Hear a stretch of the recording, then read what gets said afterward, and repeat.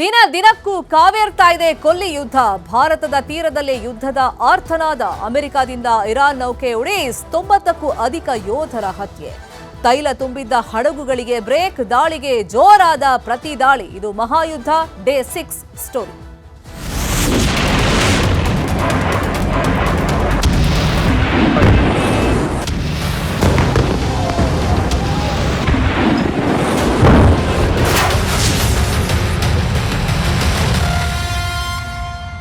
ತನ್ನ ಪರಮೋಚ್ಚ ನಾಯಕರನ್ನ ಕಳ್ಕೊಂಡ ಮೇಲೆ ಇರಾನ್ ಪ್ರತೀಕಾರವನ್ನ ಮುಂದುವರಿಸಿದೆ. ಇಸ್ರೇಲ್ ಹಾಗೇನೆ ಅಮೆರಿಕಾಗೆ ನಿರಂತರವಾಗಿ ತಿರುಗೇಟನ್ನ ಕೊಡ್ತಾ ಇದೆ. ಇವತ್ತು 6ನೇ ದಿವಸ. ಪ್ರತಿ ದಾಳಿಗೂ ಇರಾನ್ನಿಂದ ಪ್ರತ್ಯುತ್ತರವನ್ನ ನೀಡಲಾಗ್ತಾ ಇದೆ. 5,000 ಕಿಲೋಮೀಟರ್ ದೂರಕ್ಕೆ ಗುರಿಯಿಟ್ಟು ದಾಳಿಯನ್ನ ನಡೆಸಲಾಗ್ತಾ ಇದೆ. 5,000 ಕಿಲೋಮೀಟರ್ ದೂರ ಸಾಗುವಂತ ಕ್ಷಿಪಣಿಗಳಿಂದ ದಾಳಿಯನ್ನ ನಡೆಸಲಾಗ್ತಾ ಇದೆ. ಖಂಡಾಂತರ ಕ್ಷಿಪಣಿ ಬಳಸಿ ಇರಾನ್ ಅಟ್ಯಾಕ್ ಅನ್ನ ಮುಂದುವರೆಸಿದೆ. ಕತಾರ್ನಲ್ಲಿನ ಅಮೆರಿಕ ಸೇನಾ ನೆಲೆಗಳನ್ನ ಉಡೀಸ್ ಮಾಡಲಾಗಿದೆ. ಸೇನಾ ನೆಲೆ ಉಡೀಸ್ ಬಗ್ಗೆ ಸ್ಯಾಟಲೈಟ್ ಇಮೇಜಸ್ ಅನ್ನ ರಿಲೀಸ್ ಮಾಡಲಾಗಿದೆ. ಈ ಮುಖೇನ ಅಮೆರಿಕಾಗೆ ಶಾಕ್ ಅನ್ನ ಕೊಡ್ತಾ ಇದೆ. ಅಂದ್ರೆ ಫಸ್ಟ್ ಅಮೆರಿಕ ಕೊಟ್ಟಿತ್ತು ಶಾಕ್. ಅಮೆರಿಕಾದ ಶಾಕ್ ಕೊಟ್ಟ ಖಮೇನಿ ಪಡೆ ಯಾವುದೇ ಕಾರಣಕ್ಕೂ ಯುದ್ಧ ನಿಲ್ಲಿಸಲ್ಲ ಅನ್ನೋ ಸಂದೇಶವನ್ನ ಕೊಟ್ಟಂಗಾಯ್ತು. ಹೊಸ ಉತ್ತರಾಧಿಕಾರಿಯನ್ನ ಟಾರ್ಗೆಟ್ ಮಾಡಿದೆ ಅಮೆರಿಕ ಸೇನೆ. ಪ್ಲಾನೆಟ್ ಲ್ಯಾಬ್ನಿಂದ ಅಮೆರಿಕ ಸೇನಾ ನೆಲೆಯನ್ನ ಉಡೀಸ್ನ ಸ್ಯಾಟಲೈಟ್ ಚಿತ್ರಗಳನ್ನ ಈಗ ರಿಲೀಸ್ ಮಾಡಲಾಗಿದೆ. ಪ್ರತಿ ದಾಳಿಯನ್ನ ಇರಾನ್ ಅಂತೂ ನಿಲ್ಲಿಸ್ತಾ ಇಲ್ಲ. ನಿರಂತರವಾಗಿ ಉತ್ತರವನ್ನ ಕೊಡ್ತಲೇ ಇದೆ. ಪ್ರತಿ ದಾಳಿಗೂ ಪ್ರತ್ಯುತ್ತರವನ್ನ ನೀಡೋ ಪ್ರಯತ್ನವನ್ನ ಇರಾನ್ ಅಂತೂ ಮಾಡ್ತಾ ಇದೆ. ಯಾವುದೇ ಕಾರಣಕ್ಕೂ ಯುದ್ಧ ನಿಲ್ಲಿಸಲ್ಲ ಅನ್ನೋ ಸಂದೇಶವನ್ನ ಈ ದಾಳಿ ಮುಖೇನ ಅದು ಕೊಡ್ತಾ ಇದೆ. ಹೊಸ ಉತ್ತರಾಧಿಕಾರಿಯನ್ನು ಕೂಡ ಟಾರ್ಗೆಟ್ ಮಾಡಿದೆ ಯುಎಸ್.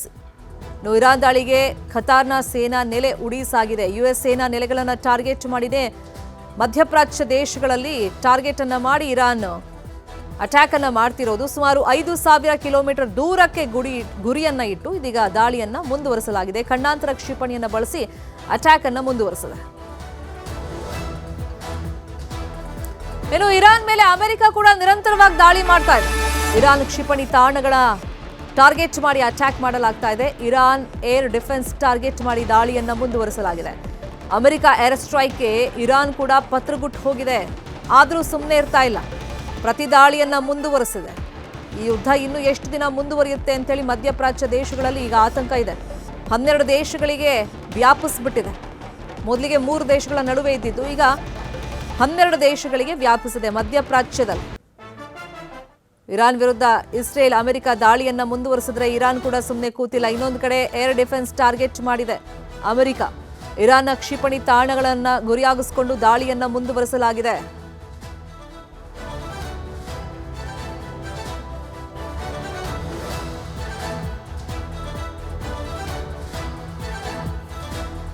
ಇನ್ನು ಇರಾನ್ ಮೇಲೆ ಅಮೆರಿಕ ದಾಳಿಯನ್ನ ಮುಂದುವರಿಸಿದೆ. ಇರಾನ್ ಕ್ಷಿಪಣಿ ತಾಣಗಳನ್ನ ಹುಡುಕಿ ಅಮೆರಿಕ ಏರ್ ಸ್ಟ್ರೈಕ್ ಅನ್ನ ಮಾಡ್ತಾ ಇದೆ. ಈ ಬಗ್ಗೆ ಅಮೆರಿಕ ಸೇನೆ ವಿಡಿಯೋವೊಂದನ್ನು ರಿಲೀಸ್ ಮಾಡಿದೆ. ಇದು ಇರಾನ್ನ ಮಿಸೈಲ್ ಲಾಂಚರ್ ಅನ್ನ ಅಮೆರಿಕ ಉಡೀಸ್ ಮಾಡಿರೋದು. ಅಂದ್ರೆ ಹುಡುಕಿ ಕೆಲವೊಂದು ಪರ್ಟಿಕ್ಯುಲರ್ ತಾಣಗಳ ಮೇಲೆನೆ ಅಟ್ಯಾಕ್ ಅನ್ನ ಮಾಡಲಾಗ್ತಾ ಇದೆ. ಅಮೆರಿಕ ಏರ್ ಸ್ಟ್ರೈಕ್ ನ ಮತ್ತೊಂದು ವಿಡಿಯೋವನ್ನ ಈಗ ರಿಲೀಸ್ ಮಾಡಲಾಗಿದೆ. ಇದರಲ್ಲಿ ಇರಾನ್ನ ಕ್ಷಿಪಣಿ ತಾಣಗಳನ್ನ ಅಮೆರಿಕ ಟಾರ್ಗೆಟ್ ಮಾಡಿ ಉಡೀಸ್ ಮಾಡಿರೋದು. ಇದನ್ನ ಸೇನೆ ಇದೀಗ ರಿಲೀಸ್ ಮಾಡಿದೆ. 6ನೇ ದಿನವೂ ಕೂಡ ಅಟ್ಯಾಕ್ ಮುಂದುವರೆದಿದೆ. ಒಂದ್ ಕಡೆ ಇರಾನ್ ರಾಯಭಾರ ಕಚೇರಿ, ಅಮೆರಿಕ ರಾಯಭಾರ ಕಚೇರಿ, ಸೇನಾ ನೆಲೆಗಳನ್ನ ಟಾರ್ಗೆಟ್ ಮಾಡ್ತಿದ್ರೆ ಅದಕ್ಕೆ ಪ್ರತ್ಯುತ್ತರವಾಗಿ ಅಮೆರಿಕ ಕೂಡ ಅದನ್ನ ಮಾಡ್ತಾ ಇದೆ.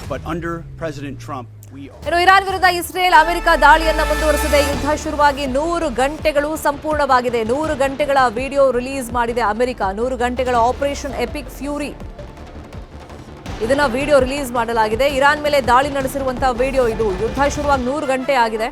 ಎಪಿಕ್ ಫ್ಯೂರಿ ಅಂತ ಈ ಅಟ್ಯಾಕಿಗೆ ಹೆಸರನ್ನ ಇಟ್ಟಿದ್ರು. ಸೊ ಈಗ ವಿಡಿಯೋನ ರಿಲೀಸ್ ಮಾಡಲಾಗಿದೆ. 100 ಗಂಟೆ ಕಂಪ್ಲೀಟ್ ಆದಂತ ಬೆನ್ನಲ್ಲೇ ಒಂದು ವಿಡಿಯೋವನ್ನು ಕೂಡ ರಿಲೀಸ್ ಮಾಡಿದ್ದಾರೆ. ಆ ಮಹಾಯುದ್ಧ ಹೇಗೆ ನಡೀತು ಅನ್ನೋ ಕುರಿತಂತೆ ಒಂದು ವಿಡಿಯೋನ ರಿಲೀಸ್ ಮಾಡಲಾಗಿದೆ. ಪರ್ಟಿಕ್ಯುಲರ್ ಆಗಿ ಇರಾನ್ ಮೇಲೆ ದಾಳಿ ಮಾಡಿರುವಂತ ಒಂದು ವಿಡಿಯೋ ಇದು. ಯುದ್ಧ ಶುರುವಾಗಿ 100 ಗಂಟೆ ಪೂರ್ಣ ಆಗಿದೆ. ಈ ಬೆನ್ನಲ್ಲೇ ಒಂದು ವಿಡಿಯೋ ರಿಲೀಸ್ ಆಗಿದೆ. ಆ ಯುದ್ಧದ ಹೈಲೈಟ್ ಈ ವಿಡಿಯೋದಲ್ಲಿ ನಾವು ಗಮನಿಸಬಹುದು. ಅಮೆರಿಕ ಇದನ್ನು ರಿಲೀಸ್ ಮಾಡಿದೆ. Our military in the Middle East is undertaking an unprecedented operation to eliminate Iran's ability to threaten Americans, as they've been doing for nearly half a century.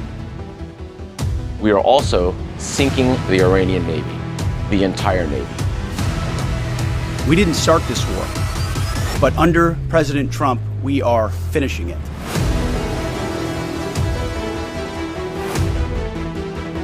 Combat operations continue at this time in full force, and they will continue until all of our objectives are achieved.